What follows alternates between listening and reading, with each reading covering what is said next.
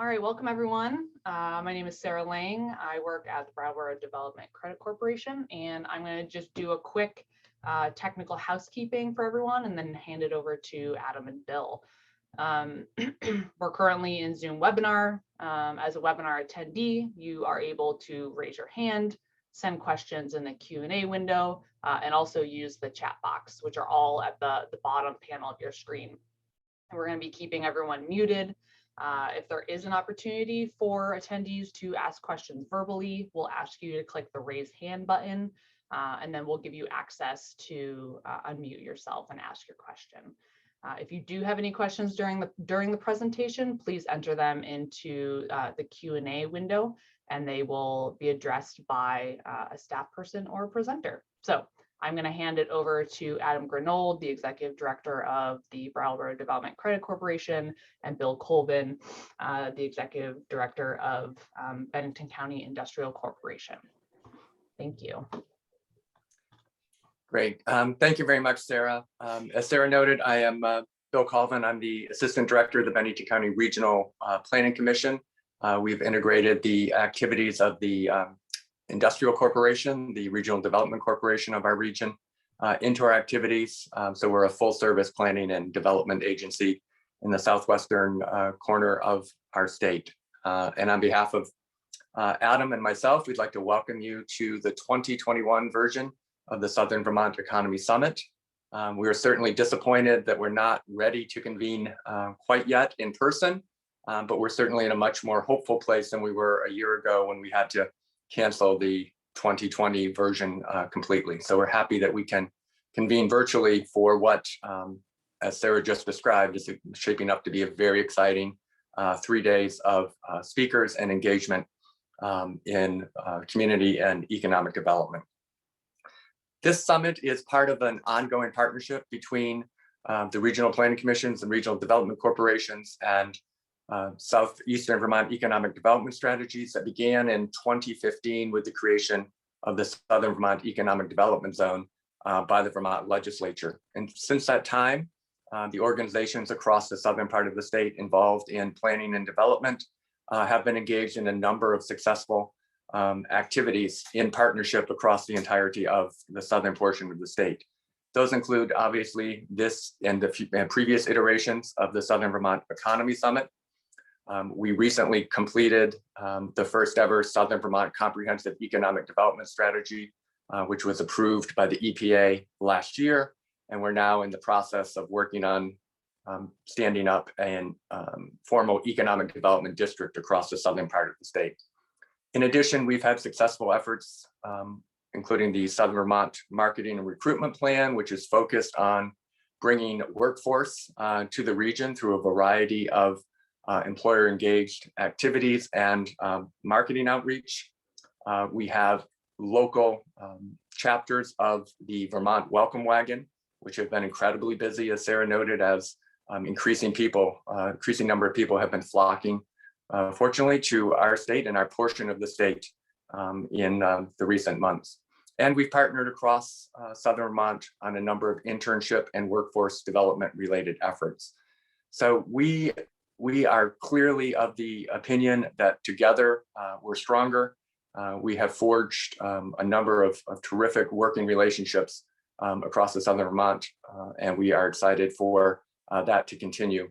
One of the things we're most proud of is this and the previous summits that we have been able to put together, and we're heartened by the number of people that have turned out for each, including this in this kind of unique format. So thank you for being here.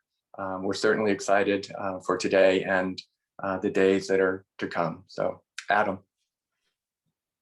Great, thanks, Bill. That's great to have that reminder of how we got here today and all the work that the Southern Vermont community is put into that. Of course, as this year's summit's theme indicates, the next couple of days really is about the economy and reconnecting.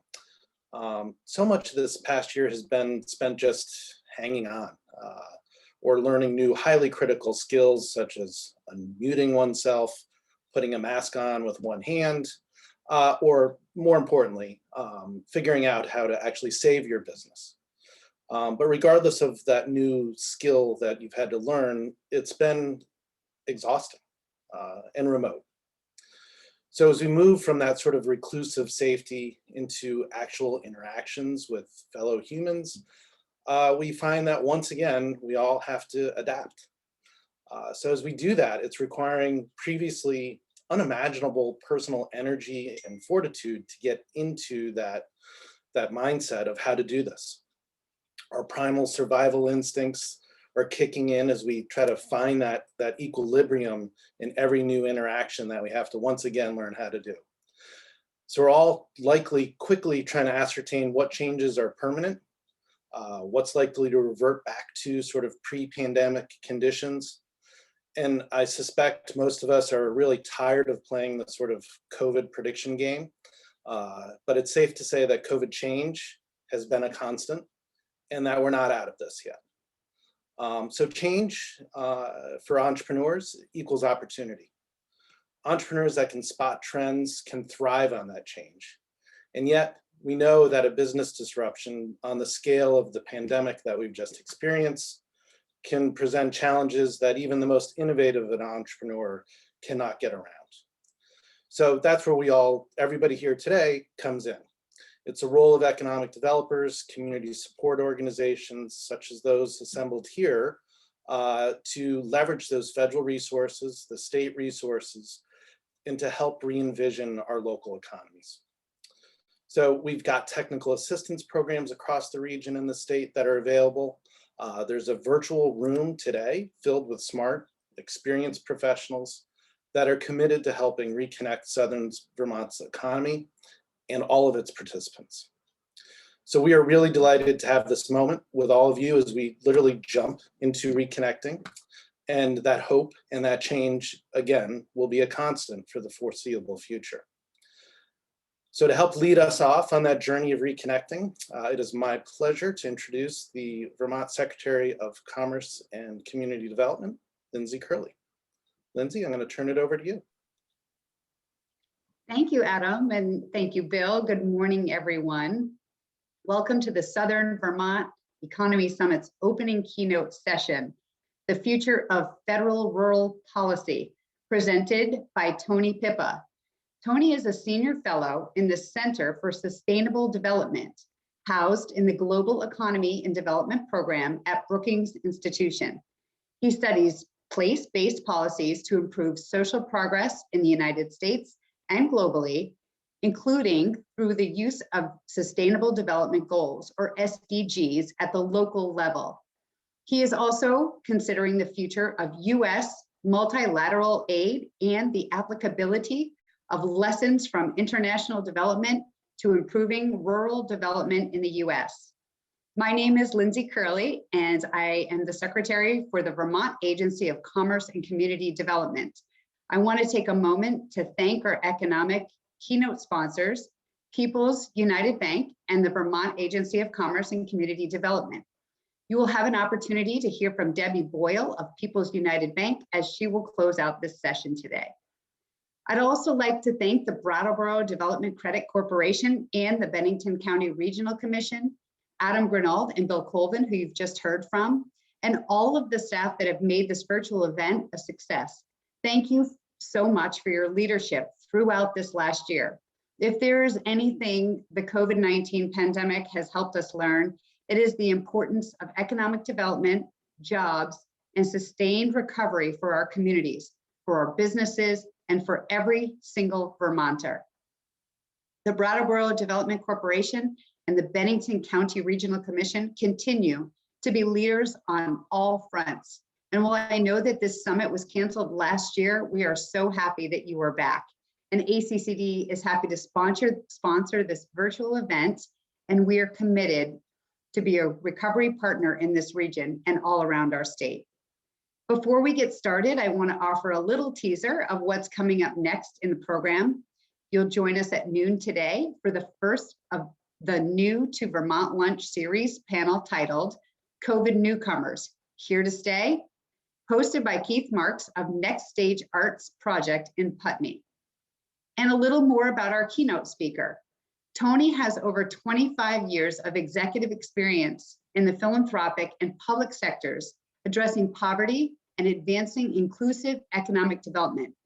During the Obama administration, he served as Chief Strategy Officer at the U.S. Agency for International Development and held multiple senior policy positions at the agency.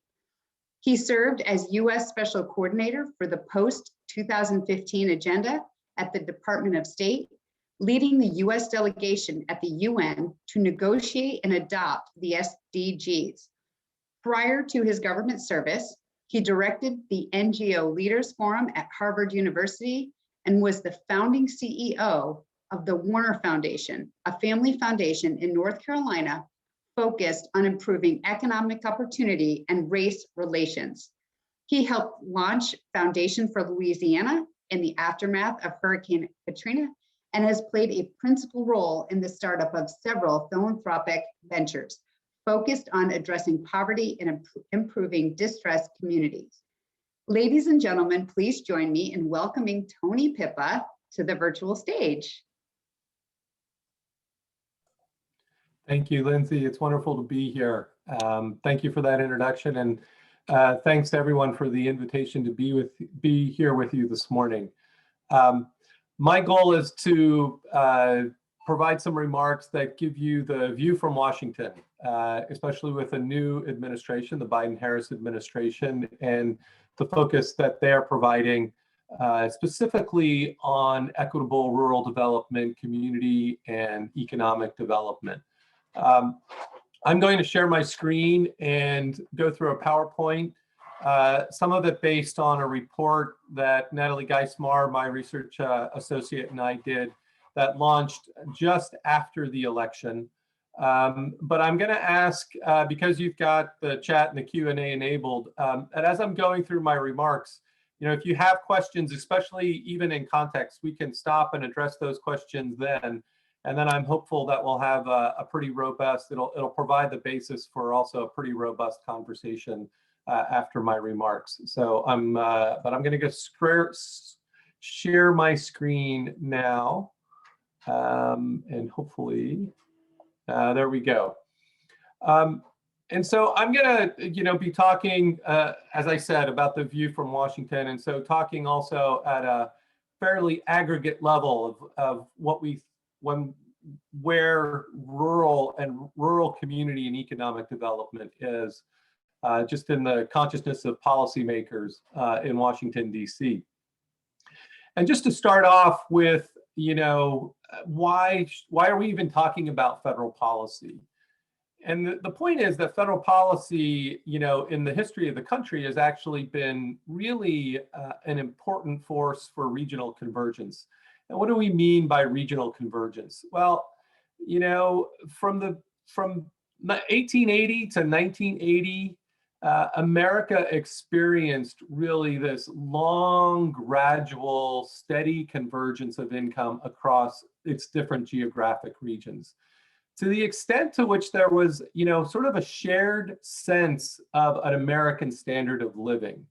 In 1966, the average per capita income in Cedar Rapids, Iowa, was only $87 less than it was in New York City. And federal policy was actually a big part in achieving this sort of distribution, this geographic distribution of prosperity. Lawmakers, through many different kinds of legislative acts, really paid close attention to the local and regional effects of federal policy. Something like the Interstate Commerce Act in 1887, way back then, sought to create really an equal playing field for businesses in all regions by ensuring that railroad rates didn't favor one community over another. And even when you study some of the history of antitrust legislation, a big concern of lawmakers who were advocating for that legislation was actually to ensure that local control of economic activity was not undermined as the economy grew. And so federal policy has always played a big role in trying to ensure that geographically the opportunities that are there are equal, or there's sort of an equitable distribution of prosperity across the US. But that has actually really changed, especially over the last 2 decades. And some of that's been, shifts in policy. There's been differences in the way we even think about antitrust enforcement and how that happens, more focusing individually rather and not taking social considerations as much into account.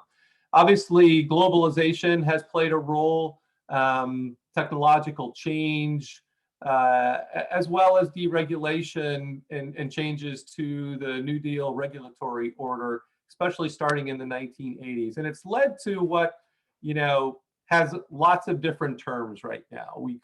Some people call it regional divergence, others spatial inequality or geographic inequity. The idea is that, there's a lot of capital and economic growth that's being concentrated in primarily large metropolitan areas. Suburban areas in many of those places, especially surrounding those large metropolitan areas, are doing well. But when you look at the growth or the decline in places, much of that is happening in rural areas. And so as policymakers in Washington start to grapple with spatial inequality, hopefully it's bringing their attention to rural and to rural development. The trick is that today's rural is different than a lot of the federal policy that relates to rural areas when it was created. And so we're in a much different place. Much of the policy infrastructure, and I'll talk a little bit about what the federal architecture looks like that serves rural areas, things that you actually experience on an ongoing basis and probably know quite well. A lot of that legislation and a lot of those mechanisms were created in a different time for a different economy, for a different rural, quite frankly. Today's rural is very demographically diverse. It has more at the national level. When you look at the aggregate, more than 21% people of color in rural areas. It's entrepreneurial. Rural small businesses have higher five-year survival rates. And it's disproportionate in some key things that drive the American economy: powering and feeding, providing recreation in the US at rates higher than other geographies. The economic challenges and opportunities in rural America vary greatly. This graph shows a way of thinking about how we categorize different communities across the US. And you can see that the African-American South, which is on the very left in the green bar, the average median income there in the African-American South is less than $40,000. But when you look at some of the other kinds of rural enclaves, where, for example, the rural Mormon-oriented LDS enclave counties is roughly $55,000. And so that's a big difference, that's a big gap, and that's a big challenge for policymakers thinking at a national level how to provide policy and resources to be able to address that kind of diversity. Today's rural is also very economically diverse.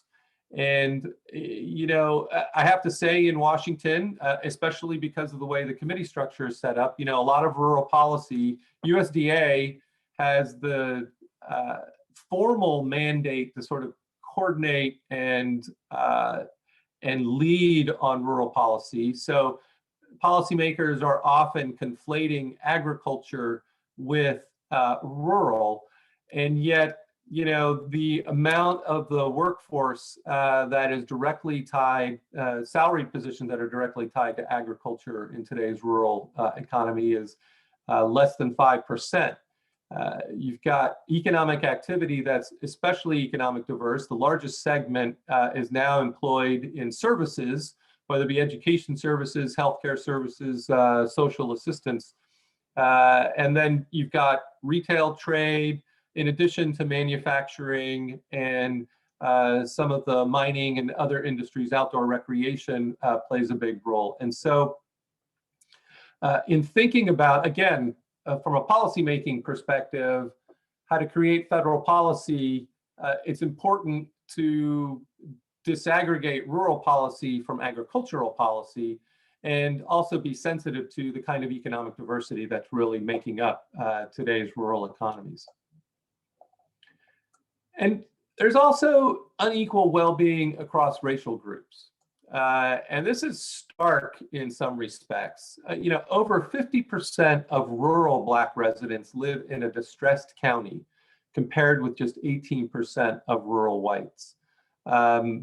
And the diversity of rural communities really varies widely by region and state, but across all regions, prosperous counties in rural areas, on average, have a substantially higher share of prosperity than communities of color.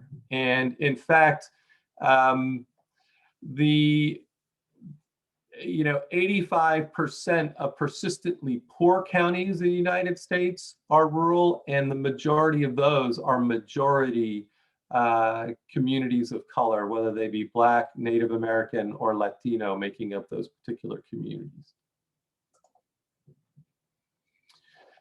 Small business has always been a big driver. I don't need to tell you this, but small business has always been a big driver for the economic activity in rural communities. They make up over 90% of the businesses in rural areas.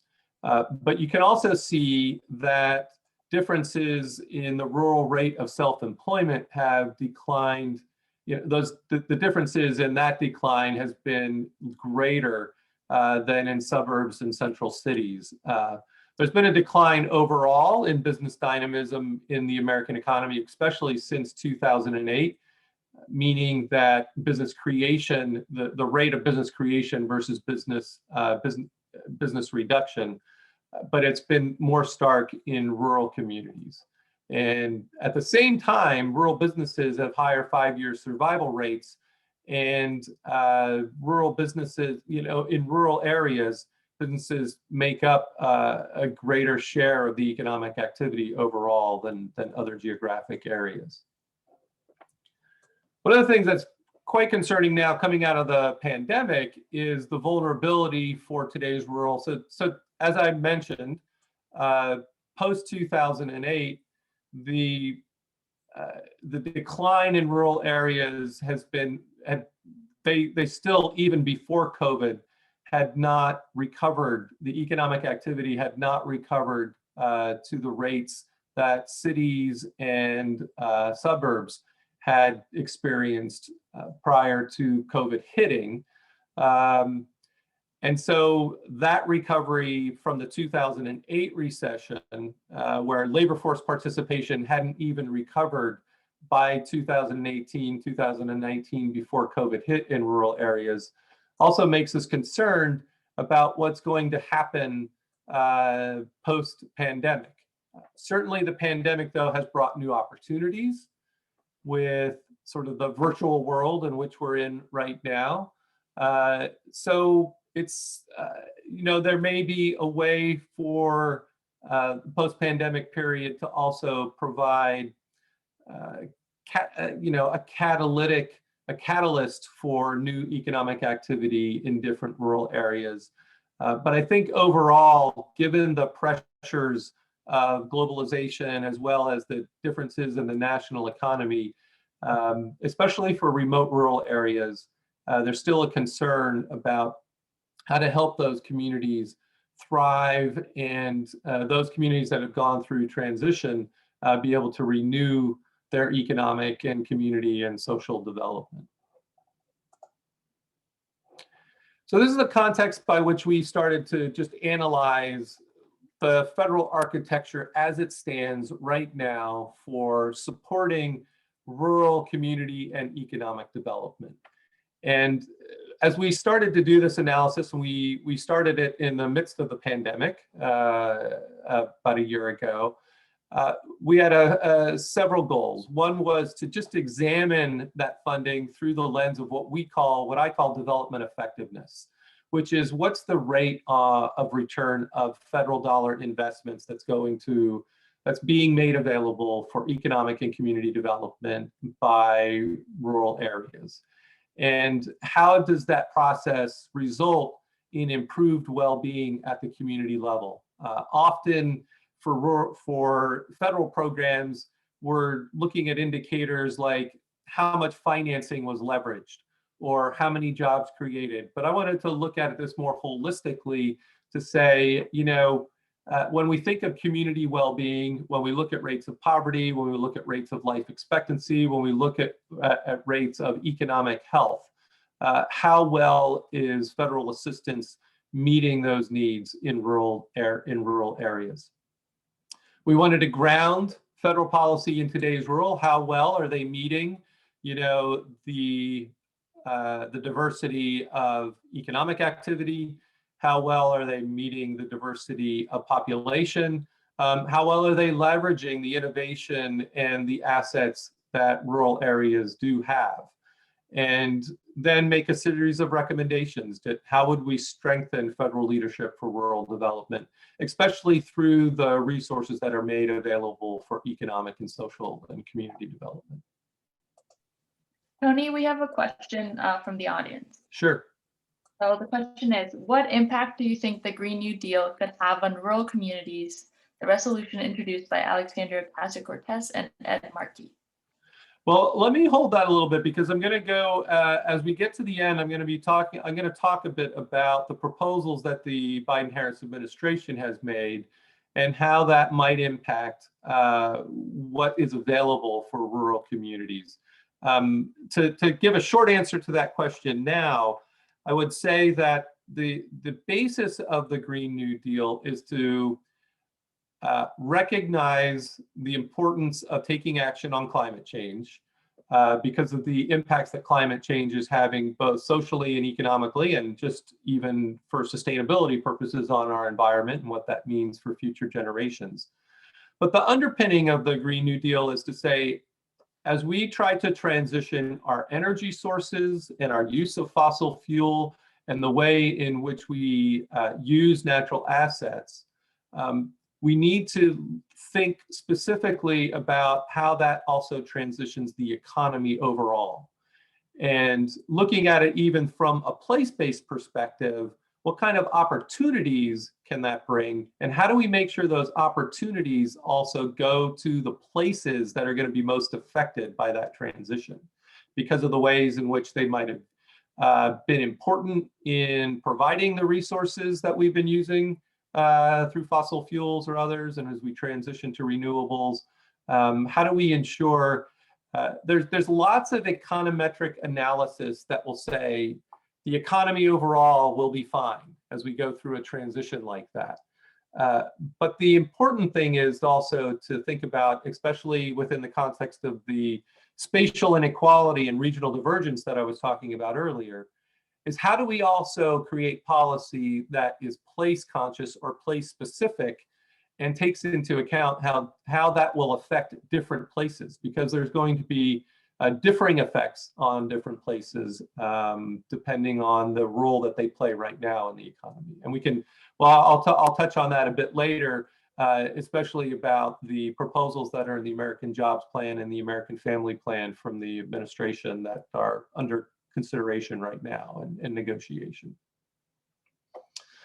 But thanks for that question, and keep them coming so that we can have this kind of conversation. So as we started to look at the federal architecture, this is a visual of what that architecture looks like, and I'm going to try to see if I can zoom in here so that you can even see this a bit better. I'm hoping on your screen you see this enlarged a bit. But this is what federal assistance, these are investments that the federal government have made available, some of them for rural areas only, some of them just for community and economic development for which rural areas are eligible. And the middle column are the development objectives that either a piece of legislation or a program or a funding mechanism in the federal government is meant to address.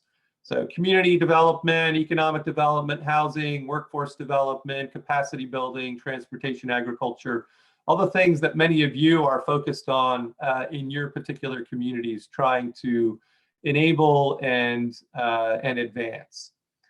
The column on the left is the places within the US government where this assistance originates. And the column on the right is the legislation that created some of these programs. And at Brookings, we call this the spaghetti chart, because you can see how fragmented and incoherent this can be. Even if you're just trying to do one thing, say economic development, you can see a lot of different programs that are focused on economic development going to a lot of different places within the federal government. And I think this is a legacy of, one, federal leadership.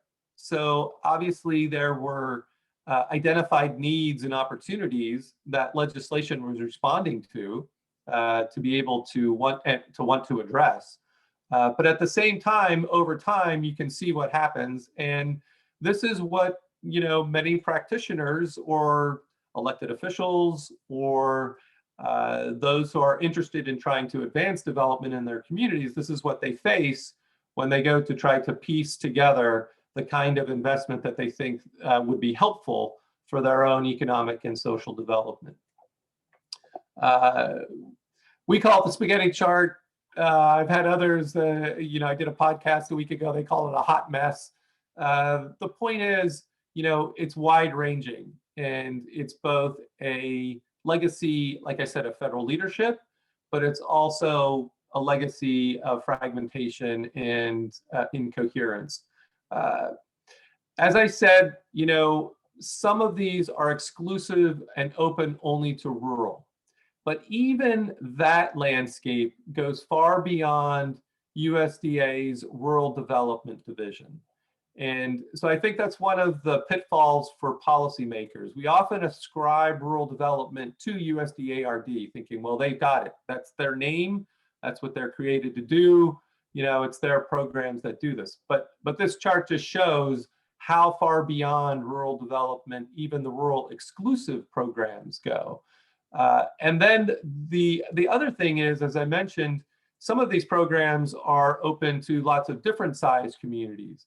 And in those kinds of environments and programs, we often find that rural areas are disadvantaged in trying to vie for those dollars or those investments.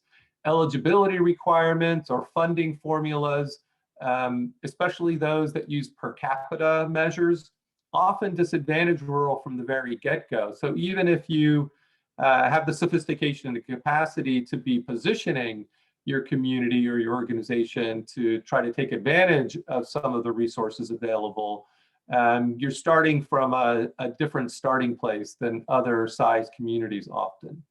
But this landscape, this extends over 400 programs, 13 departments, 10 independent agencies, over 50 offices and sub-agencies. So really shows that it's important not to conflate, first off, agriculture and rural, even though USDA is seen to have the lead on federal policy as it relates to rural development.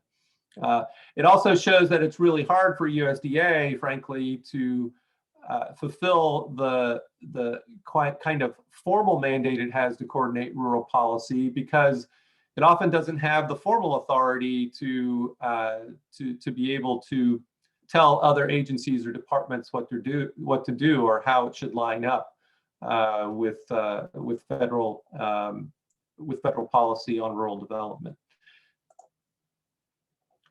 And that kind of fragmentation is not just in the executive branch, but it's actually in the congressional branch. So looking at those pieces of legislation that were all the way on the right, it spans 14 legislative committees. And so while we often think of the agricultural committees on both sides as the place where rural policy and rural development really is focused. You can see that it actually spans many different committees, and that can be quite complicated. Committees within the congressional structure can get territorial, but also means that it's very difficult for them to be thinking about a coordinated policy when it comes to rural America as well. We wanted to actually follow the money out of that 400 programs, array of programs. It's really hard to follow the money from some of those programs that go to different geographies and to find which ones go specifically to rural areas. As many of you know, some of those go through states. The money is given to states, and then states have the authority to, for example, the community development block grants for non-entitlements. You know, it's the decision-making goes up to the state. And so actually being able to follow that money all the way to the ground can be quite challenging. What we did do then was take off the 93 rural exclusive programs. So out of those over 400 programs, which ones are focused only on rural? And there's many different definitions. There's different definitions that say who is rural to be able to apply for those investments. But we just took them at their word, and we looked at the 93. Even at the 93 of those rural exclusive development programs, USDA makes up just over 50% of the dollars that go. And so you've got significant programs at the Department of Transportation, Health and Human Services, Interior, Education, Labor. And then looking at the portfolio itself, is dominated by what we call financing versus grants. So it's either direct loans or guaranteed loans on the book, with grant funding itself being a small piece of the pie for rural specific funding, which can be challenging because grants often can be used more flexibly, and they can also be used more for what I call the software versus the hardware. So investments in people, investments in organizational development, investments in strategy that are locally developed. But that's a small piece of the overall federal investment. Most of the investments going for financing of things, whether it be infrastructure from water and broadband and roads and things like that, to even direct services or facilities. Or housing, but specifically for those kinds of things rather than for investments in technical assistance or capacity building. So I put this up. This is my personal story, and I put this up also just to again illuminate the challenge for a federal policymaker thinking about rural development policy. So I grew up in central Pennsylvania, rural area. Part of the anthracite coal region, which has been in decline for a long time because anthracite coal actually left quite a long time ago, even before I was born. But I grew up in a town of almost 2,000 called Ellisburg, Pennsylvania. When my colleagues at the Economic Innovation Group, which do a distressed community index, they look at distress of communities through 5 quintiles. Prosperous being at the top end, distressed being at the bottom end. You know, since when I grew up until today, when I went to elementary school until today, the town that I grew up in has been prosperous. As you can see, those indicators, poverty rate, it's actually even right now less than 3%. It's at about 2%. Employment change has been positive from 2014 to 2018. They recovered well from the 2008 recession. And so their distress score is actually quite low. It's only 13.8 on the scale of distress. Where I went to elementary school, 7 miles away, so we're talking same county, pretty much similar distance from the nearest university. Actually, the hospital was in that particular community, Shamokin, Pennsylvania, has seen significant decline since I went to elementary school, and was already starting when I was in elementary school, although it would have been at the toward the prosperous scale when I was in elementary school. But it's lost 40% of its population, You can see the poverty rate is significant. A quarter of the population is in poverty right now. Employment change it was negative from 2014 to 2018. And it's scoring almost unfortunately, perfect score on the distress scale, 97.2 out of 100. So this makes it quite challenging for federal policymakers to be thinking about, well, how do we create federal policy, especially when we're often measuring things at the county level. These are the same county. And so one of the big things that I think could be transformational for rural federal policy, we live in a very data-rich world, and yet we're not taking advantage of data at a very granular level when it comes to geographic prosperity or distress. We tend to do things at the county level, and even at the county level, it can be challenging to get the kind of data that can help with good decision making.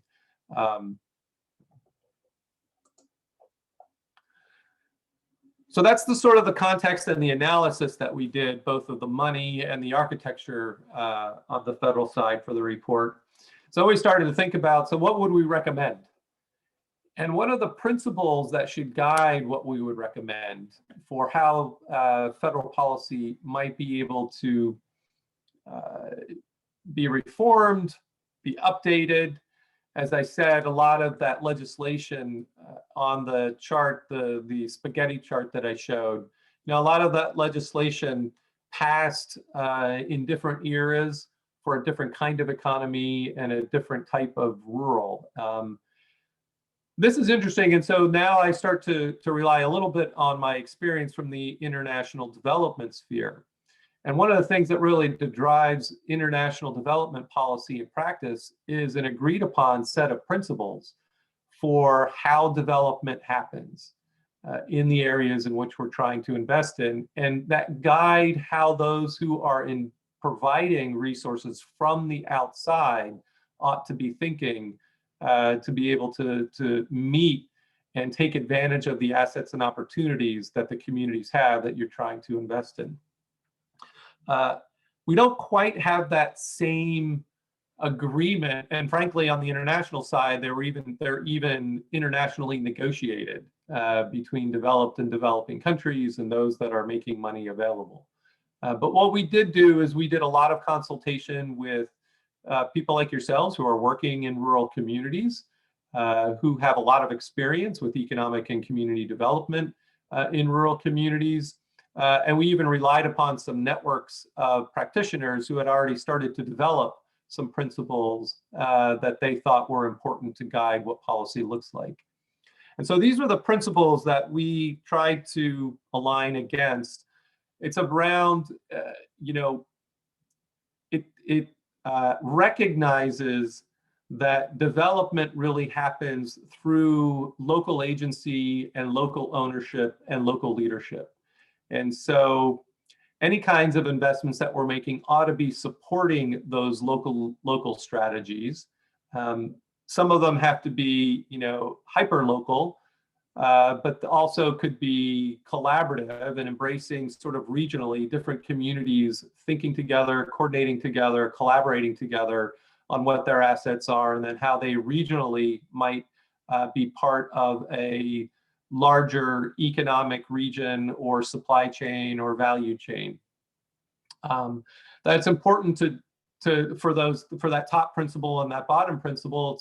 For that to be successful, it's important to invest in people and institutions to be able to have sort of the civic infrastructure to be successful in that. And that's going to require flexibility. And just the diversity of rural today, and even the diversity within the county that I just showed, it's going to be really important for investments to recognize that diversity and to be flexible to meet the needs and opportunities that are different at the very local level. And also to be thoughtful about how to line up the different governance structures. How do federal and state work together? And how can local governments access the different kinds of things, the comparative advantages that both states and the federal government bring together.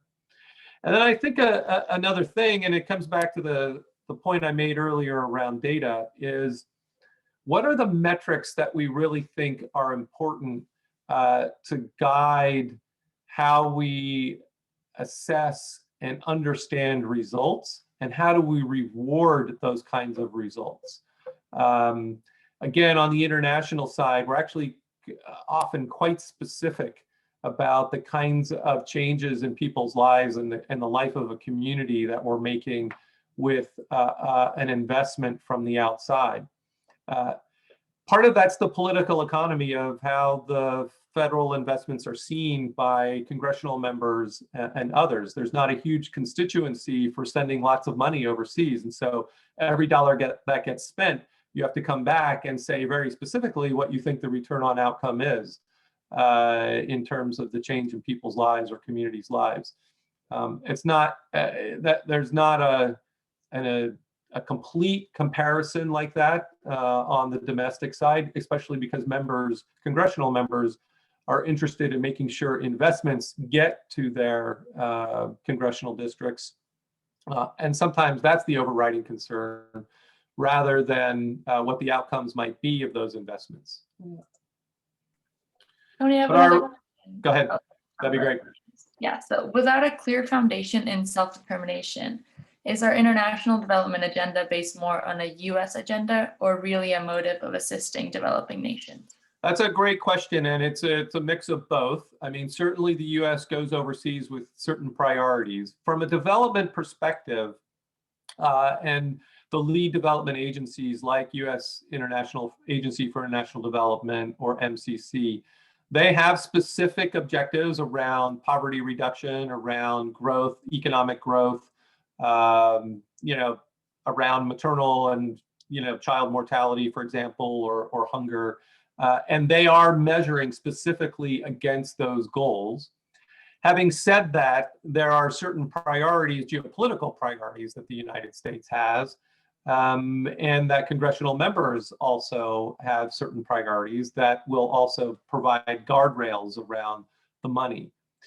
But even with there being some US specific objectives, it really still is looking through that lens, we would still seek to support both the country and the local communities in which we're working in that country to meet what they see as the priorities. So there would be, you know, when USAID does a strategy, a country strategy, it's actually going to take that lead from the government leaders and the civil society leaders and community leaders in that country and in those communities as to what they think the priorities are. And then we try to match that actually with where US priorities might be. So there is always a very specific, locally led, and think about it, like if you're trying to provide investments in many countries, those countries have a distinct history, a distinct culture, distinct ways in which people relate to each other. And so you have to be flexible and actually follow that lead, or we've found over time, we're just not going to have much success with our investments. And frankly, when we started giving money overseas, we started doing it thinking we knew best. Here's how we developed, here's what worked for the United States, and this is what we're going to make available. And we're just going to say, here, you can adopt this particular approach, or you can adopt this particular piece of technology, or this particular way of thinking about development. And we found that didn't work at all. We got very poor results doing that. And so there's been this evolution, I think, even in development policy and practice overseas, that's really led us to this focus on taking the lead at the local, taking the lead from local leadership and local strategies and local self-determination. That's a great question, though, and it's sort of the mindset in which we were thinking about, our policy recommendations. We weren't thinking about how we would take, interventions that happened overseas and export them and then plop them down in the U.S. But what we were thinking about was policy and practice. Like, how do you actually have the mindset of how an investment being made from outside a community or being made from the federal coffers can have as much impact as possible in the local communities in which we're hoping it has real positive impact. Great. And someone else has a question about data. So you mentioned that the availability of data that is more granular, not necessarily countywide, can be used to set priorities. But you also comment on the need to think regionally. So how do these two go together? So that's a great question, and I think that's a place where the federal government can actually be quite helpful, because with federal investments in data, we could be supporting data gathering at a pretty granular level, but because we would be doing it everywhere, we can aggregate that up then to look at regional trends. It's actually quite challenging, and this comes actually more out of my experience on the Sustainable Development Goals, because they require us to be looking at evidence and trends of progress on a lot of different indicators, human and social. It's actually quite challenging to find the same indicators with the same data sources and the same data quality for an array of different things that you might want to know across the US. For example, educational data is primarily state-led rather than federal-led, and so you've got differences in that kind of data from state to state, and differences in the data sources, and slight differences in the way in which that data is calculated and presented. And that's just one example of many. So that's a place where, the federal government can be helpful in trying to standardize across differences, as well as providing investment to get even more granular than we might have. But I think it's important that if we could, in a perfect world, we'd be able to have, an investment where we're looking at the same indicators and have one data source that we can rely on, that we know that everything's standard across it. That's not necessarily going to occur. But creating sort of norms and standards, sort of some interoperability of data and understanding it that way, even when we're getting very granular data from the local level, can give us a sense of regional trends, but also it's actually really happening from town to town. So as having analyzed, the way the federal architecture is set up, our policy recommendations fell into two different buckets. One was, how to really modernize and bring fresh new thinking to where the federal architecture is. We felt like, some small tweaks were not going to get it done.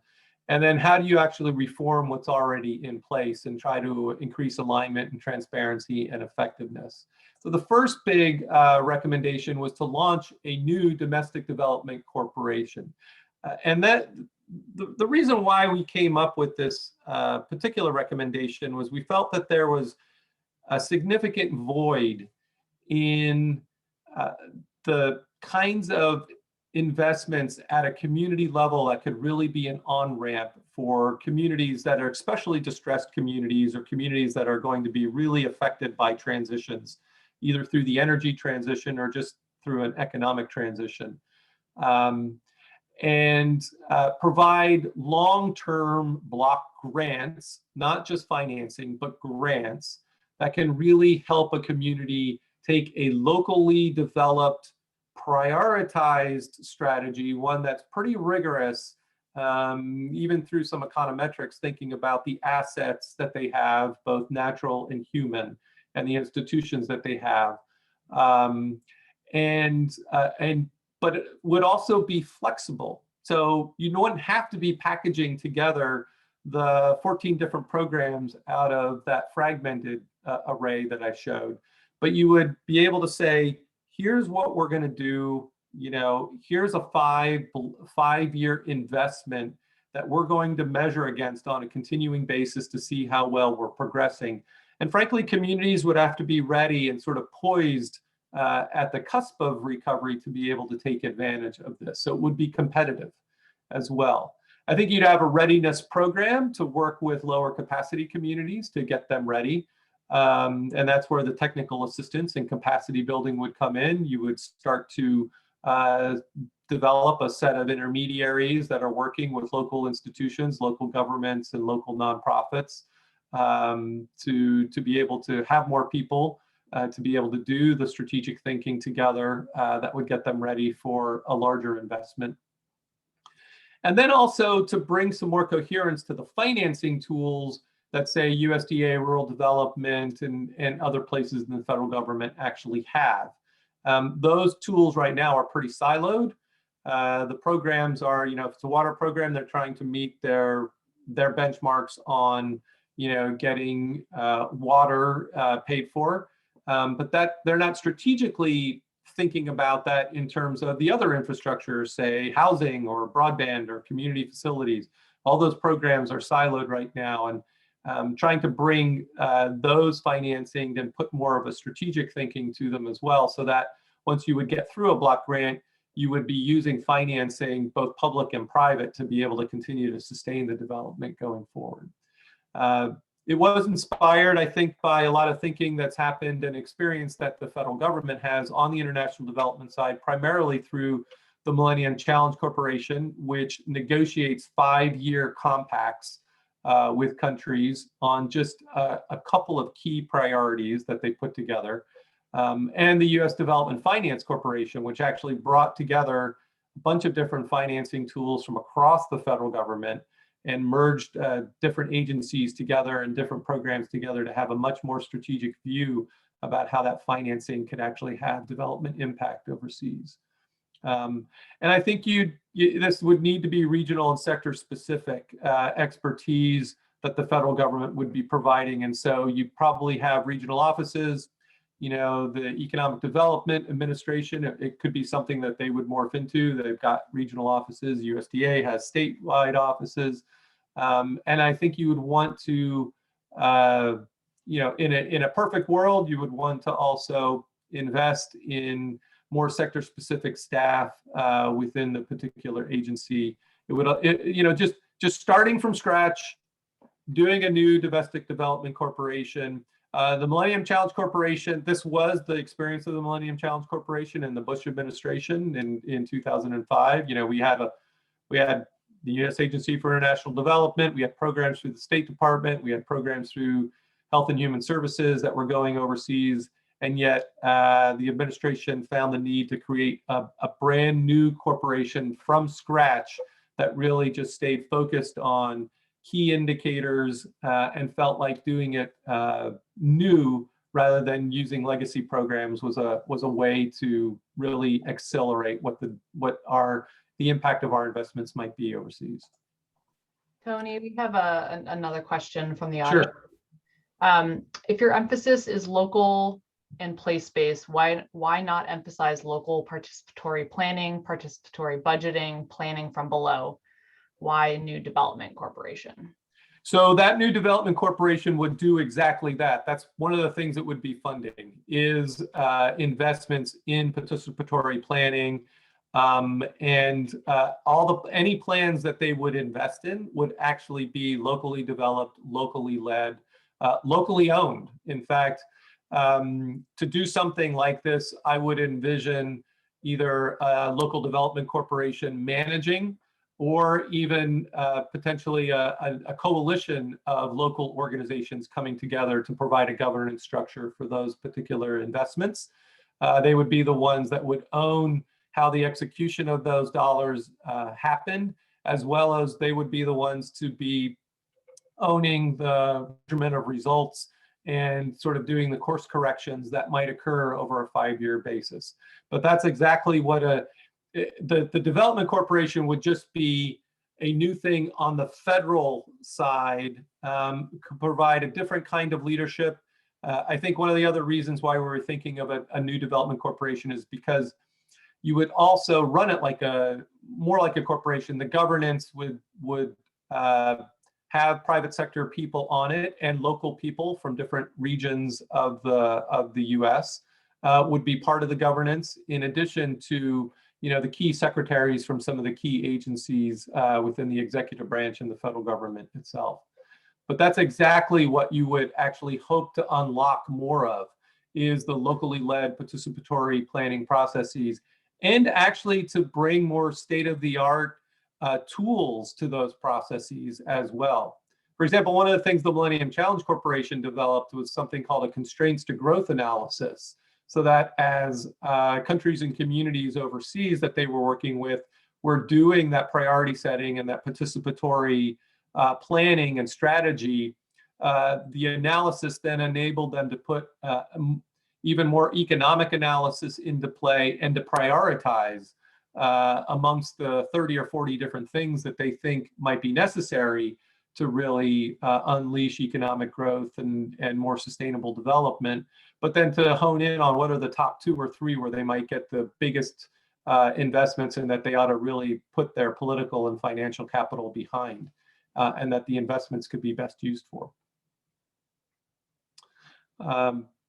So the other set of our suggestions were to reform the current system, and one of those is really just to improve the coherence. And I think the call for a national rural strategy or a national rural policy to set the national priorities, and even to give a coherent and common vision for how do we think develop equitable, sustainable, economic and community development happens for rural communities, and how is that different, given the diversity of rural today, diversity of economies, and diversity of demographically, how is that different than our policy around cities or other places? We suggested a White House position to elevate the rural lens during policymaking, and we now have a Special Assistant to the President for Rural Affairs on the Domestic Policy Council, Kellyanne Blazek. We also suggested that interagency council, one that was similar to what happened in the Obama administration, the White House Council on the Rural Council that was chaired by Secretary Vilsack, that such an interagency council can provide coherence across the different departments of the federal government. But we also suggested that you staff it to provide consistency across administrations. Something like the National Drug Control Policy that's office that's in the White House, where it's got staff and it's got an executive director, a small staff, and it lives from administration to administration, continuing to work across the federal government and bring coherence to their national strategy. So you would be creating a national rural policy and a national strategy. We also suggested that OMB run a process to do what we would call a rural audit. So to look at the eligibility requirements and the spending regulations that just disadvantage rural because of less dense populations. And suggested that there ought to be more regional thinking and regional incentives coming out of federal policy. I will say that that was the weakest part of our reports, and that's where I think there's definitely opportunity for more thinking. Like, how do we create, and incentivize more holistic and strategic engagements with rural to urban, and where the mutual benefits go to both. And it's actually more of a peer-to-peer relationship as we're thinking about investing in economic activity. We also felt like it's really important, if we're going to be better, we need to be more transparent. There's not a lot of evaluation of those 400 plus programs that we showed. So mandate a set aside for evaluation, so that we can improve the knowledge of what works. Be much more transparent about the financial data, so we can follow the funding flows. And researchers and policy analysts like myself, it's much easier to then say, here's where we know the money's going, here's what the kind of impact we think it's had, here's where we need to get better, here's what's working that we can double down on and really scale up.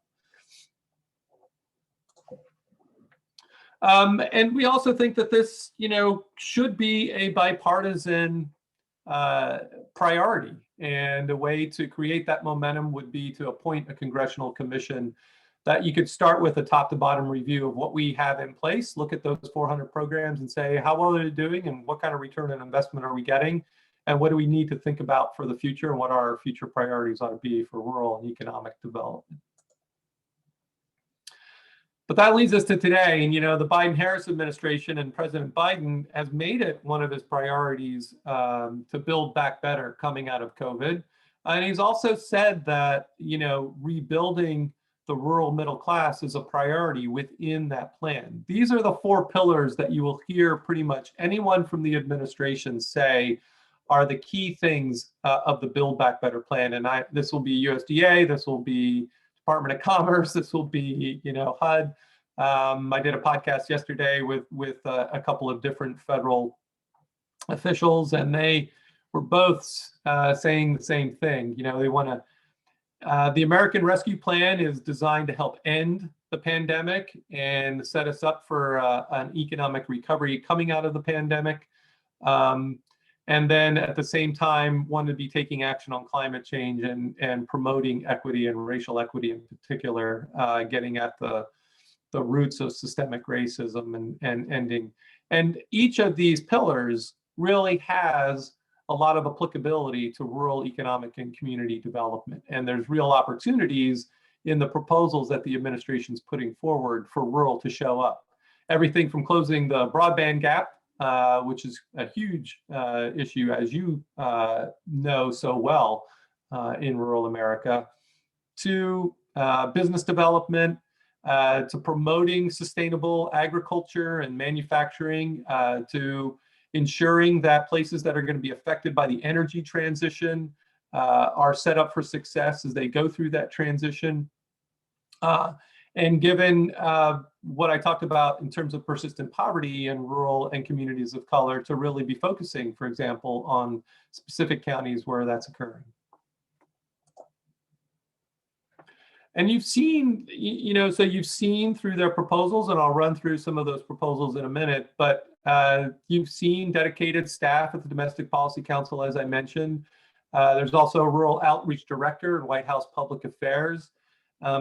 Secretary Vilsack has brought on people who really have experience. Catherine Ferguson is his chief of staff, came from the Aspen Institute, wrote an important report on the infrastructure for rural development that focused on what she called rural development hubs, which are really intermediaries and local organizations such as yourselves that sort of bring capacity at the local level to do that kind of participatory strategies and look to help communities collaborate. You have people like Justin Maxson, who's now the undersecretary at Rural Development, who came from the Mary Reynolds Babcock Foundation, which was very focused through the work that they did in 14 states in the Southeast US of investing directly in communities themselves and in the local institutions. So brings a very strong capacity building focus. And you have things like the Economic Development Administration and the Department of Commerce getting a significant amount of funding, and we're very motivated to try to bring a rural lens to the work that they do, but they've also been supporting rural communities through their economic development districts. Having said that, to the reforms that we talked about and the new ideas we put on the table, what's in the American Rescue Plan still relies on existing programs because they want to get the money out and the resources quickly. Agricultural considerations also still remain really strong, and that constituency remains really strong in Washington, D.C. And there's what I would just say is a weak policy infrastructure. There's only a few of us at think tanks and national organizations that really are thinking along these lines of what are the new ideas that for federal rural policy and that consistent voice and engagement with policymakers. The American Rescue Plan, though, as I said, had a bunch of provisions that could have real impact for rural areas and for even the type of community and economic development and that vision, that locally led vision that we thought was important to promote in our report. You have $4 billion in food supply chain and agricultural response funding. That's got a lot of discretion that USDA is going to have to figure out how to spend and build. There's an opportunity there, I think, to build local regional food systems in a way that really enables long-term economic and community development. The state small business credit initiative has just gotten $10 billion, and there's set asides for small businesses and socially and economically disadvantaged businesses. And then I think this other, the program, the economic justice assistance through the Economic Development Administration at the Department of Commerce is a significant opportunity for rural communities. This is a significant increase. The appropriation for EDA tends to be around 300 to 400 million annually. So this is a significant amount of money. And there's even a 25% set aside within that $3 billion for communities that were affected from economic loss because of the reduction in travel, tourism, and outdoor recreation. So I think as EDA tries to think about how they spend that money, there's a significant opportunity for them to really make investments that could have great impact for rural communities. And then there's the relief funds that are going just directly to local governments because they're very flexible. And I think strategically thinking about, and this is going to be challenging for some local governments, but strategically thinking about how to not just plug holes, although there are definitely holes that need to be plugged at the local level with that money, but also how to use the money as a catalyst for some of the forward thinking and the strategies that communities have been putting in place and executing on some of the projects that they think could really have benefits for their community. The American Jobs Plan, which is now under conversation in DC, also has a fair amount in rural. And one big part of that is $5 billion for just a rural partnership program that would invest in locally led strategies. I think, you know, there's just a few lines and on what that $5 billion could be spent on, and I'll just go to what that looks like. Right there is the actual language from the proposal itself to help rural regions build on their unique assets and their vision for inclusive community and economic development. I think the intent is that it should be very flexible. It should take the lead from local leaders and strategies. It should enable capacity and build capacity at the local level and local institutions. So it should be available to strengthen staff and organizational development and strategies. But I also think that there's the potential to be thinking to fill that void of, you know, long-term flexible block grants that really support what locally designed strategies look like. And I would also suggest that it's also an opportunity to do better data collection and to start to standardize some of that data, both in terms of what works and what we know is actually happening in rural communities. But this is as much detail as there is right now within the American Jobs Plan on that particular program. I think the important thing is that that program is also just, even though that's rural specific for community and economic development, there's also significant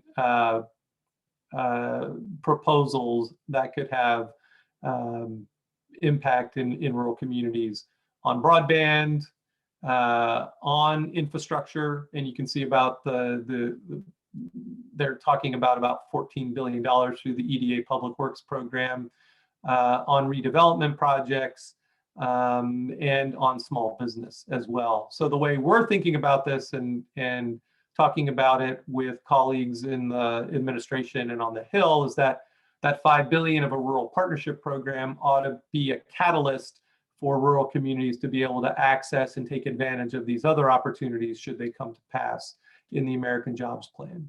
One thing just to emphasize is that the American Rescue Plan, as you know, is passed. This is real money. These are programs that are going to happen. What's in the American Jobs Plan And then what's also in the American Families Plan are just proposals at this point and an ongoing negotiation between the administration and Congress right now. And so unclear if what would get passed in these packages, if these packages get passed at all. And I'm not a political soothsayer, but I think the next 2 weeks actually will be quite important just to see the political environment that these proposals, how much political traction they're able to get to move forward. These are just some of the things that out of a roundtable we did on the Rural Partnership Program, we think are really important for the administration to be thinking about as they think about what that Rural Partnership Program might look like and how they would best spend $5 billion to enable local rural community and economic development. I'm going to leave it there for right now. I mean, I'd really like to I'll just touch on this issue. In the midst of all of these spending proposals, OMB has proposed a change to the delineation of the metropolitan statistical area, which would change the minimum threshold for a population of a metropolitan statistical area from 50,000 to 100,000. And the only thing that I'll flag on that is if this proposal were to pass, and they've gotten a lot of feedback on it, so it's unclear where they'll stand on this. But if this proposal were to pass, the thing that we've been worried about, given the analysis that I just went through, is that lower capacity rural communities might then be in competition for federal dollars with much larger, higher capacity communities that are used to accessing federal dollars. And so we flagged that for the administration. I can go into more detail if folks are interested about that particular issue on where it is. Well, let me stop screen sharing and let's continue the conversation. Great. So we have a question from the audience from Ken Jones, who says, I'm old enough to remember when there was a significant concern that our cities were going to die. In the past 20 years, it is clear that urban areas are now the focus of economic growth and opportunity. What were the policies that led to that reversal that we might replicate to help rural areas with their recovery? And how do they fit into your recommendations? That's a great question. And I do think, even when I started doing my work on community and economic development, the fundamental primary attention was on sort of inner city and the underclass in inner cities. I think one part of that renaissance and one part of that change actually was sustained attention from policymakers and thinking about new ideas and ways in which federal and state and local policy could meet the needs of those particular places, frankly. And so I have to say, I feel like there hasn't been that kind of sustained attention over the last couple of decades as it relates to rural. When Lindsay introduced me, she mentioned, the experience I had leading a foundation in North Carolina for a successful entrepreneur, and we were focused on issues of economic opportunity and community development. And while I was there, we saw the loss of our furniture manufacturing industry. We experienced the loss of our textile industry. Even broadleaf tobacco went through significant changes. And we didn't have a robust policy conversation about how we ought to be attending to those changes and what effects they might have on the communities that were going to be affected. The state itself actually did quite well during that time. When you look at aggregate numbers and you look at, what was coming out of the Research Triangle Park and coming out of Charlotte and other places in the state. And so I think just sustained policy attention and creativity and policy creativity and ideas is a part of that. And that's actually part of us even doing the report, was just to be a catalyst for that and to build up more infrastructure and ideas around what might be useful. I think the second thing I would say to that in answer to that question is being sensitive to place and to have investments be place specific and investing in local leadership and local institutions and local strategies. And being able to enable places together to think about together, strategize together, analyze the assets that they have and what's the best way to leverage those assets in a sustainable way together. Sometimes that's, and I think I'll just leave it there. I mean, I think those are two different things that that we can steal from, and to be building up institutions that are in place, actually, that that we could rely upon for investments and for leading that sort of renaissance or that renewal. Great. So the chat's, a lot longer than I've been able to keep up with as I've been speaking. So I'm going to rely, Christy, on you a little bit just to guide me a bit here. Totally. Yeah. So now we're gonna ask some people to ask their own questions. Great. And so first we have Carolyn Sweet. Good morning. Thanks for being with us. Thanks for having me. Yeah, it's great. There's a deep disparity in women's economic security in Vermont and nationwide in rural communities. Indeed, it's widened over this period of crisis. In Vermont, some of it's related to the reliance on women's underpaid labor in the service industry, especially untipped wages or tipped wages. Is there specific work, as you mentioned, with the increasing focus on intra-county data to better understand rural women's experience? So something that's been thrown out in some economic work that I've done is to look at the federal household wages and uncouple the couple themselves and look specifically at poverty as men in the families, poverty level income versus women. Is there any look at that, which would certainly make an impact on better understanding our rural communities? There is that. So I think that there is, and I even have colleagues at Brookings actually that are trying to look at ways of taking the data that we currently have sort of nationally and pull them apart in the ways in which you just talked about. Frankly, looking at households and how to disaggregate within households, even looking at the caregiving industry or what the, looking at women in the workforce and looking at different indicators, economic and otherwise, of what the draw on their time is as well and how we're valuing their time. My worry on that is that I'm not sure we have the data that's granular enough to, because I think they're doing very sophisticated things with the data at sort of the national level. I don't know that we have the location specific granular enough data to be able to do it for rural. And when I talked about the policy infrastructure sort of being thin, we actually would need, we need more philanthropies and others investing so that we could have researchers sort of trying that to make it more location specific and disaggregate when we get into the sophisticated data analysis. Mm-hmm.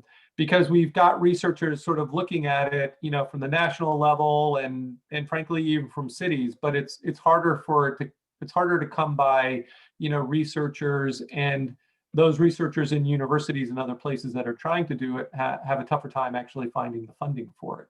That's why I think, if a rural partnership program were to come to pass, I would really hope that there's a set aside of that investment really just to be data specific, so that we're investing in those kinds of questions that we can get more geospatial and location specific around, so that we can see what's actually happening and disaggregate rural from suburban, from metropolitan as well. Thank you. Great. And next we have Ricky Rosati. Hello, can you hear me? Yeah, we can hear you. Hi, Ricky. Thank you. How do Brookings affiliates support municipal currencies?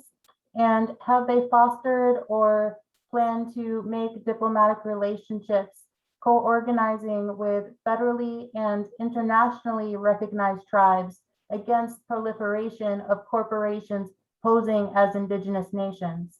Thank you. Well, the question was posed like sort of around Brookings, and Brookings as an institution, you know, we're a set of independent scholars, and so it's really analysis that scholars are doing and their interests that are looking at sort of the kinds of issues that you would be talking about. And frankly, I don't know that I have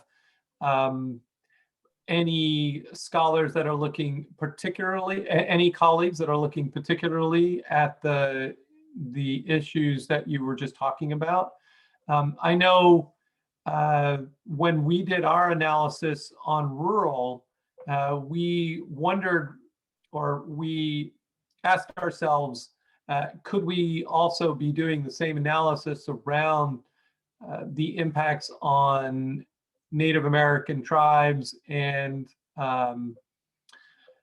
we actually, just given the amount of both expertise it would require, and we decided that we didn't have the expertise and experience to actually take those issues on and to look and deeply analyze them. We made a strong plea for someone needing to do that. And I think that the conversation as it relates to rural overlaps with the conversation as it relates to Native American tribes. But we also understand that the sovereignty of those tribes actually has a whole different set of relationships with the federal government that I personally don't have experience or deep expertise around. And, you know, I have my own personal experience in North Carolina, where when I was doing funding philanthropically, you know, we were working in Western North Carolina where Cherokee tribes, and we were also working in Eastern North Carolina where Lumbees and others were predominant. And the dynamic that you talk about around the tribal governance and sovereignty versus sort of corporate governance and sovereignty is one that I've personally experienced a bit, but it's not something that, you know, I studied deeply, and I don't see deep research coming out of Brookings, particularly around that.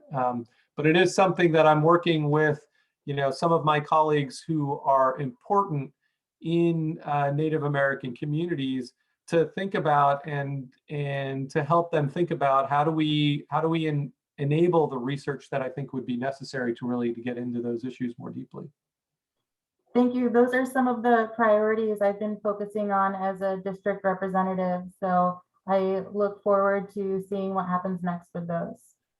And the one thing I think I will also say is that, you know, this administration, it's been interesting, but they have made, and not just Secretary Holland, but, you know, throughout the federal government, they've made some nominations of real key leaders from Native American communities who obviously have been working, you know, spent their career working on this because they've been trying to, they've been very concerned and trying to advance the development of their communities. And so I think you'll see attention to this in a different way. And in fact, even in the American Rescue Plan, you probably have the largest investment in Native American communities at one time that sort of the federal government has made available in those ways. So I think you're going to see more sensitivity and more intentionality around those issues from this administration. So next up, we have Sherry.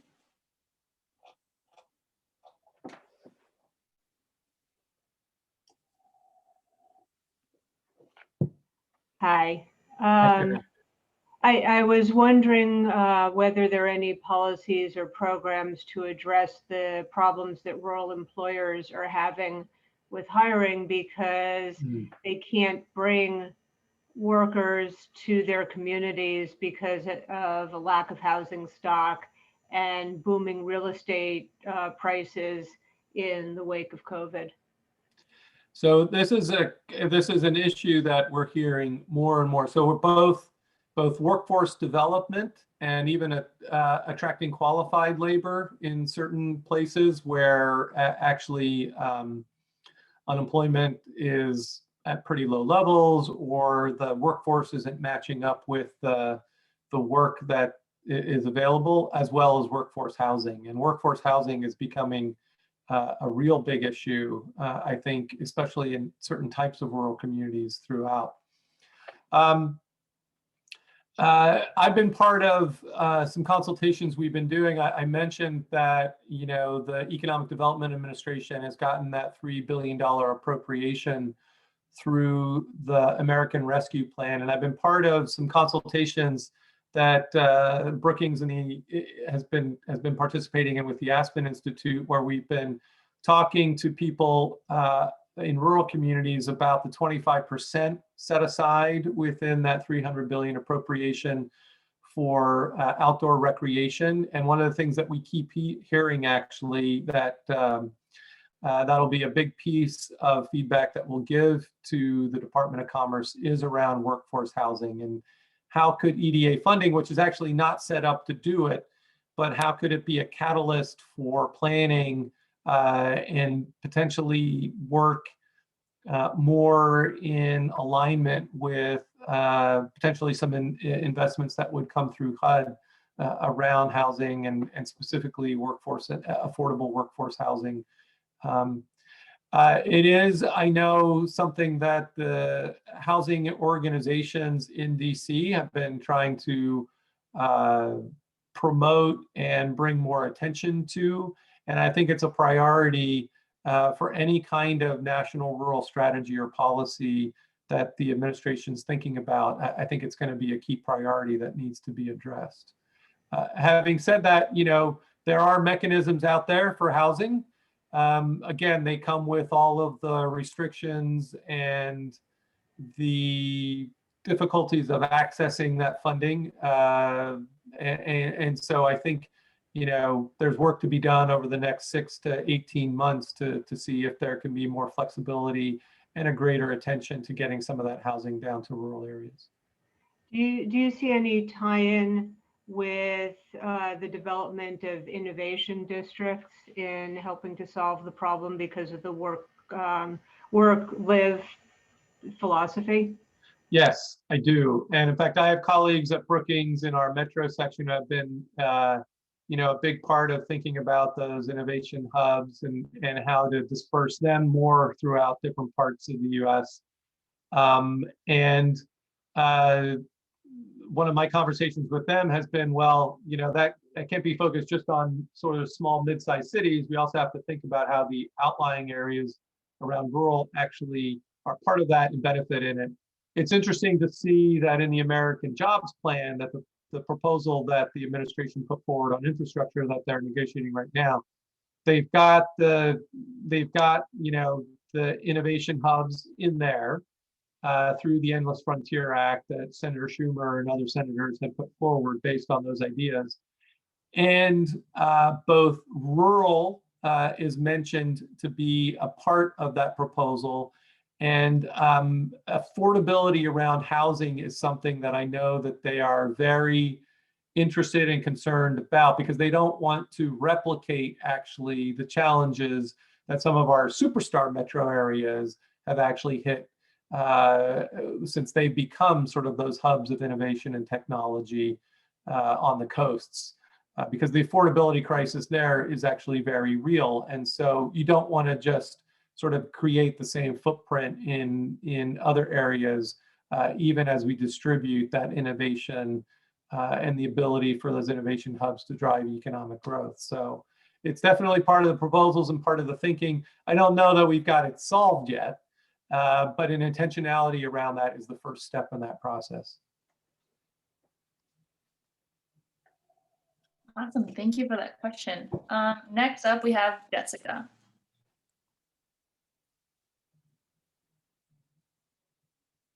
Hi, I apologize. There was a delay there. I just wanted to say that I was really happy to hear that you're gonna be focusing more on the locals, the local community. And I really think that the way to do that, like you were saying, how to get people, how to get the rural communities like on their feet again, and how to bring in a business or an industry that is able to sustain most of the people in Vermont, aside from the industry that's here now, which does not sustain the whole state. So, and how to do that. I think with the farms that you have to integrate, you have to actually integrate the farms into where they're interacting with the community, where the community and the children that are growing up are seeing what a farm is again, what they're doing there. And we can become the state that teaches life skills. Go back to what everyone's complaining about, which I'm one of those people, about how you don't know life skills anymore. You might have your kids doing all these pony tricks, but if the you know what hits the fan, your kid's not going to know how to survive. But if they come to Vermont, we can teach them how to survive. We can teach them how to sustain, to garden, to farm. And you get the education department, you can also help by involving them with the agricultural community. And you bring the schools onto the farms and you teach the kids farming, the different parts of the farming business, organic farming now. And you can also do a lot of businesses just with shipping and virtual business without changing the communities. So that's really the timing is perfect for that synchronicity right now. And the farms are perfect to save the area because we can fuse it with the new things that we've gotten from the COVID era and the virtual world and bring the people back to the farm so they know how important it is. So they see how it sustains their life. People will bring their kids here. They were talking about summer camps, right? We all know how much money people spend on summer camps. My parents were some of those people. And they will send your kids, that we should get back into summer camps here. 2 months. I know a lot of people, they go to upstate New York. It's so much nicer here. And you have the land, you have all these things, and it could be done for less money. Maybe we could do a farming camp. The other thing is we can bring in, we can fuse the. Jessica, I'm going to mute you for a second just because we've asked folks not to make a lot of statements, but I think you have touched on 2 things I really want to ask questions about that. And so one of them is that Tony, and I'm going to put them both in here and then you can respond how you like. One of them is you kind of, in a way, put aside ag in an earlier part. And I, we have this struggle all the time that ags are really part of our culture, but it isn't as big a part of our economy necessarily. So I would love you to speak to that for a moment. But also Jessica Lee is talking about something really important too, which is sort of workforce education and training, which is a big area of where money does come into rural areas. And I don't know if you could speak to how that piece of funding can be adapted or should be adapted. Yeah.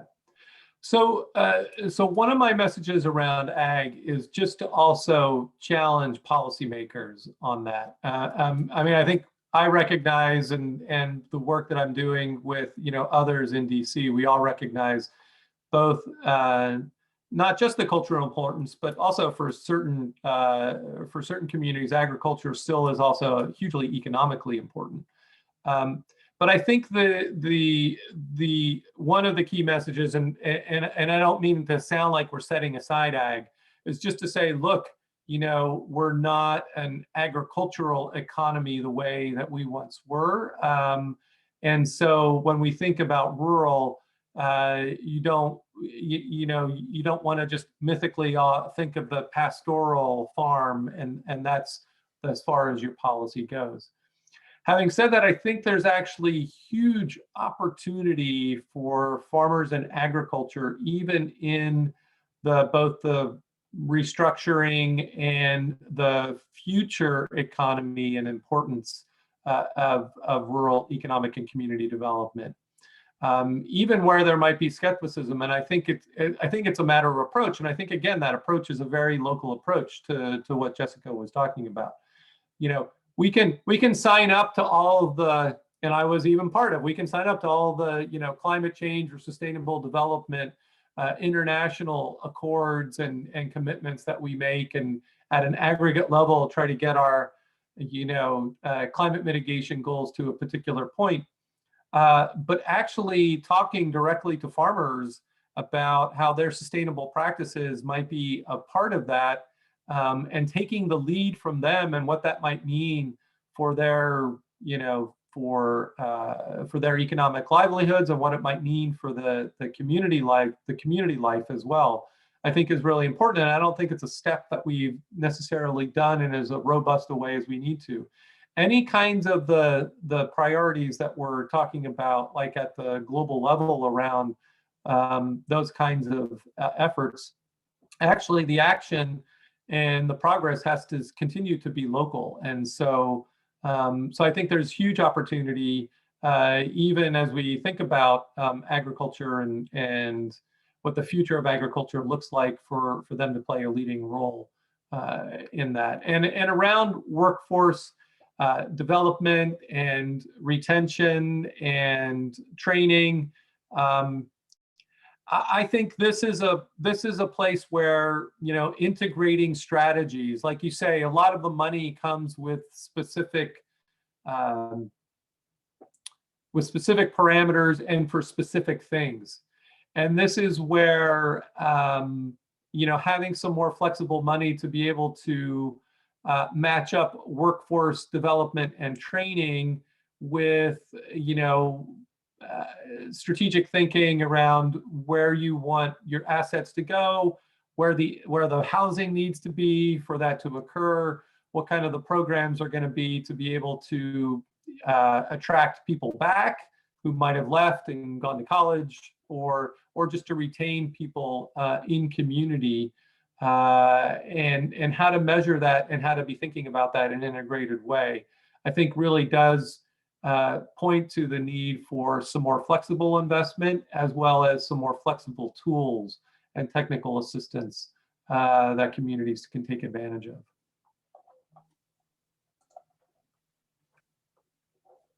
Great, thanks, Tony. So next up, we have Ken Esty.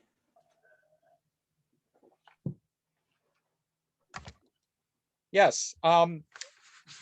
My question is, as a volunteer, planner, we have volunteer select board. Yep. We're a town of 1,800 people. It's tough.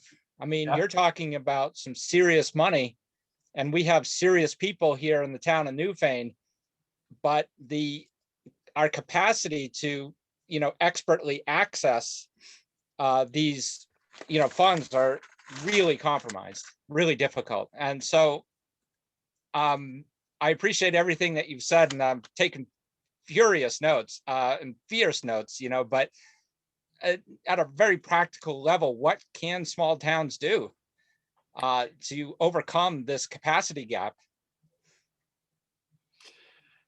It's a great question. And at this point, you're sort of, as you know, more left to your own devices than not. Who can you get to come in? There may be, maybe accessing like the AmeriCorps program or things like that. But I think that's the whole push. That's part of our message in our push on the federal side, is to say, look, we need to build a set of, we need to make some more flexible investments. And so a community like yours doesn't have as much trouble accessing the money. There might be a readiness program or a program that starts to work with small communities with just some grants so that you can be paying somebody to be working and helping you think, but also develop a stronger set of regional organizations that could be working with you, and even national organizations that can provide assistance in helping navigate the opportunities and to make sense of it. Frankly, this is a place where the philanthropic funding also ought to be thinking about how to be leveraging public funding. And it is a good place for community foundations and local philanthropic organizations to be strategic and saying, what can we do to fund at the local level that can catalytic and provide opportunities to access public funding that might be at a larger scale or more sustained. So I don't have an answer for you right now, What I would hope to do is suggest that with continued attention and focus and greater recognition about the importance of what you were just talking about to federal policymakers, be they in the executive branch or on the Hill, they start to realize that that's the gap that we really have in the system right now. And again, you know, like I come, you know, I've had all this experience working in the U.S., primarily in the Southeast, but I have my own personal experience of having grown up in Pennsylvania. And then I've had all this experience also working internationally. And internationally, there's, you know, there's just a set of organizations that you would be able to access, and that would have capital, and both intellectual and financial capital that you would be able to access and work with, and that would be designed to work directly with you, that then can leverage the bigger pots of funding that are out there when you're ready, and when it can be put to the best use. But right now it's a struggle, and I don't have a great answer for you, and I'm sorry about that, but I'm doing my best to change the nature of the conversation. Thanks, and I want to be conscious of time. I know we have a few more people with questions, so. Okay. Yeah, I talk too much, sorry. Great, there's a lot of stuff to talk about. So Liz McLaughlin is next.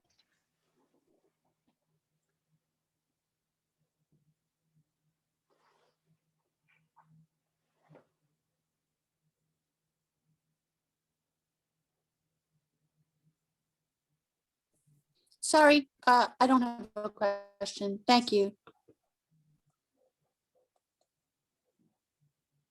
Great, no worries. So next up is Beth. Hi, thank you. So my question is about childcare in economic development. I'm the director of an early care and education program, and one of the things that COVID did do was to point out the essential nature of childcare for everyone to go back to work. The state of Vermont's been really great. You may know that they recently passed landmark legislation in the child care bill that's going to invest in early child care, and also to look at the system that isn't really working because child care is too costly for families. And yet at the same time, you know, providers, centers can't afford to pay their workforce.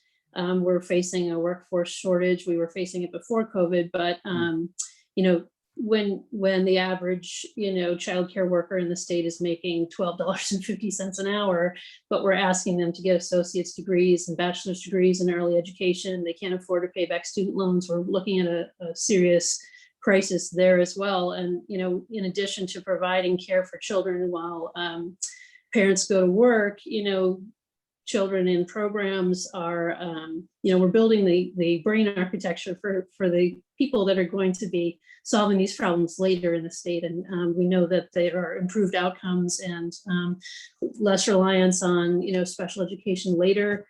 When it's tackled early on, there are fewer health issues, you know, people are less likely to end up in the correctional system, et cetera. So the state has, you know, recognized the important role that childcare plays in economic development. I'm just wondering sort of where it fits in on the national level.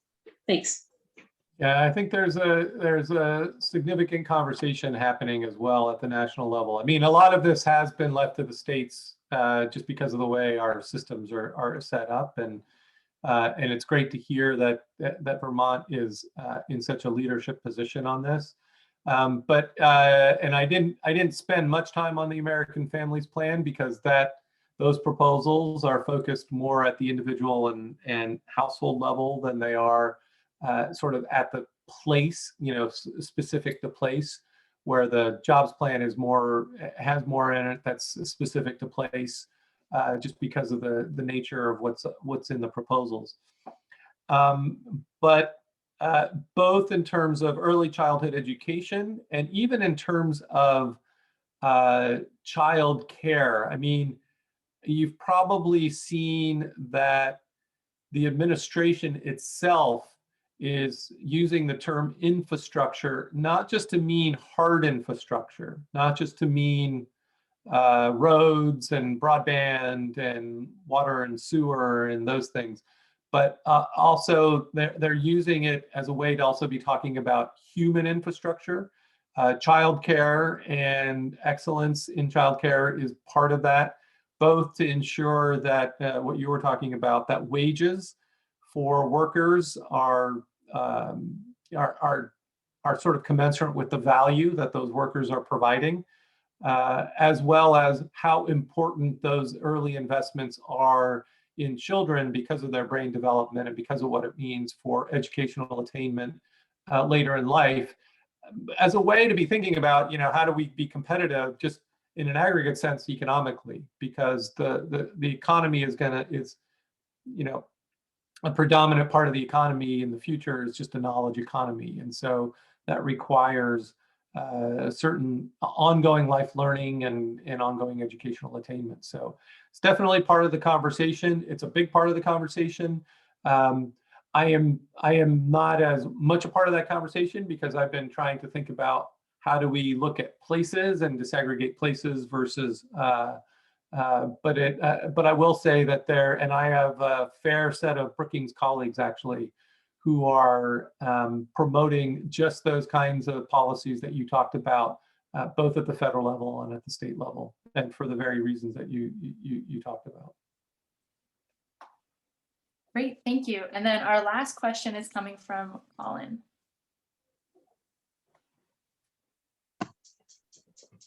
Hello, can you hear me? Yes. Hi, okay, Colin. so I just wanted to ask if there's been any thought about the relationship that rural areas have with these, quote unquote superstar metro areas that in southern Vermont are proximity to Boston, New York. It drives a large tourist economy that's really important to the region, but it also puts a lot of pressure, particularly on the housing market, as people with a lot of money from these cities buy up homes as second homes, and they drive the prices up beyond what the average Vermonter can reasonably afford. And that's really starting, and I think in particular because of the pandemic, that we've seen a big increase in people flowing up here from those cities. And just is that kind of part of the discussion? Is that something that the federal government is thinking about at all? And just sort of, are there strategies potentially to address that? I would say, so from those people I work with who are concerned about rural areas and rural development, it is definitely a big issue. But again, we're a small voice comparatively speaking when we look at the constituencies and the consistent voice that policymakers are hearing on the federal level. I do think that those people who are thinking about, those metro areas and sort of sustaining the economic growth in those metro areas, they are actually not taking this as much into account as I think they should. They're being primarily focused on the affordability crisis in the city itself, not necessarily looking at the spillover effects into rural areas. And it's a great place. It's an important issue, and it gets even a little bit back to the workforce workforce housing that we were talking about, which is what I'm hearing a lot from my rural colleagues. But it's probably something that it's a good flag for us, something we ought to be thinking about doing some analysis around, and that I ought to be putting higher on the radar of my metro colleagues at Brookings who are worried about what's happening with these superstar metro areas. So thanks for that question.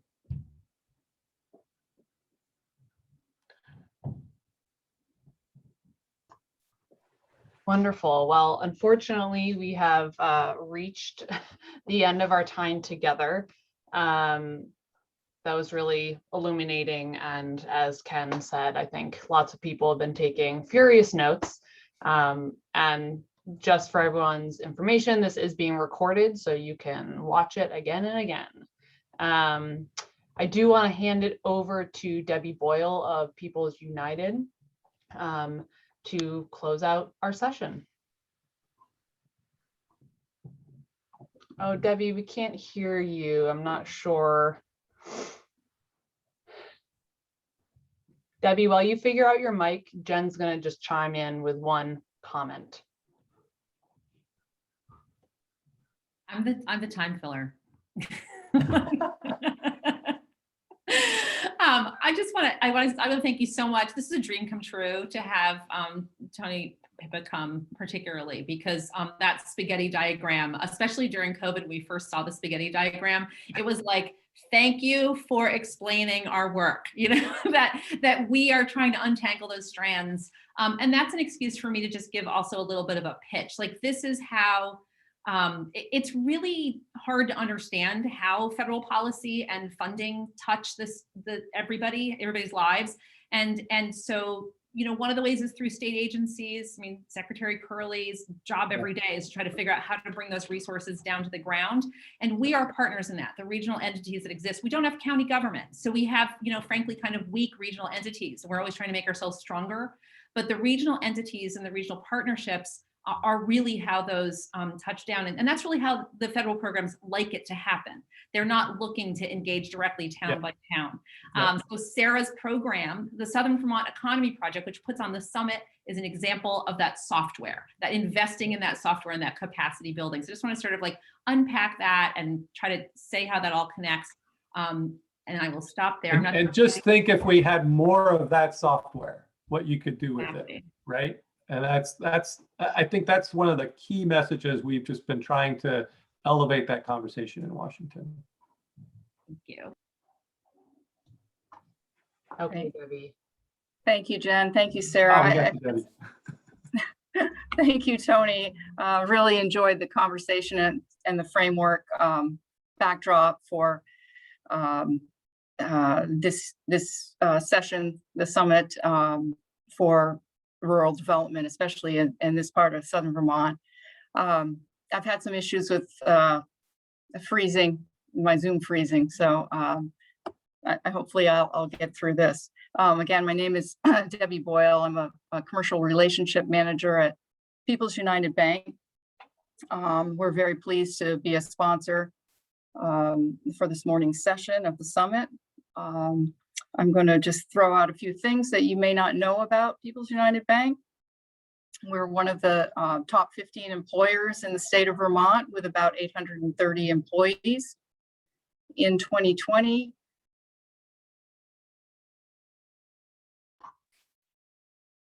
oh no. Our total impact in Vermont through donations, sponsorships, equity investments, SBA loans, and more totals over $6 million each year. And so Vermont's success is important to us. And I want to thank BDCC, BCRC, and all involved and for putting on such an important event for this region. And thank you. Thanks so much, Debbie. We really appreciate having the support of People's United Bank and the Vermont Agency of Commerce and Community Development. Tony, thank you so much. We really appreciate you spending time with us this morning. Like I mentioned, this is being recorded, so people will have access to this later. And we hope to see you all at the 8 other sessions happening between today and Friday. You know, it was really a pleasure. Thanks very much for having me. And I hope it was useful and instructive. And please, you know, feedback. We learn from you because you are the ones on the ground doing this work. So it really was a pleasure to be here and spend some time. And the questions are tough questions because there's not one size fits all solution. And that's one of the things that we're really trying to both highlight and emphasize with the federal government as they think about how they can be most helpful. But there's a fast moving administration and hopefully that means good things to come. So wonderful. Thank you so much. And thank you, everyone. We'll hopefully see you at noon today. Take care. Thank you all.